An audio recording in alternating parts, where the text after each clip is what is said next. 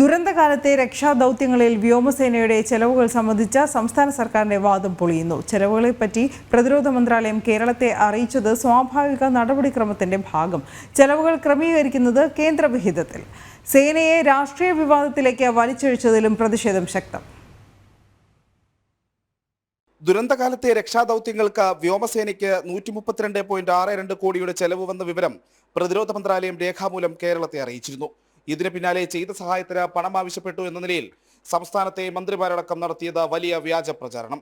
എന്നാൽ സ്വാഭാവിക നടപടിക്രമത്തിന്റെ ഭാഗമായി കണക്കുകൾ അറിയിക്കുകയാണ് ചെയ്തതെന്ന പ്രതിരോധ മന്ത്രാലയത്തിന്റെ വിശദീകരണം വന്നതോടെ സംസ്ഥാന സർക്കാരും മന്ത്രിമാരും ഇടത് സൈബർ ഹാൻഡിലുകളും നടത്തിയ പ്രചാരണം പൊളിഞ്ഞു വീണു.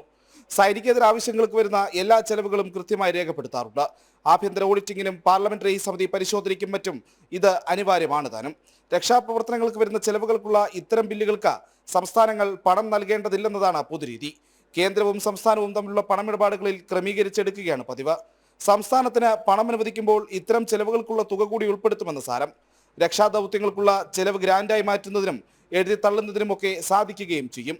കർശനമായ ചട്ടങ്ങൾ പാലിച്ചുള്ള ഇത്തരം നടപടിക്രമങ്ങൾക്ക് സമയമെടുക്കുമെന്ന് മാത്രം.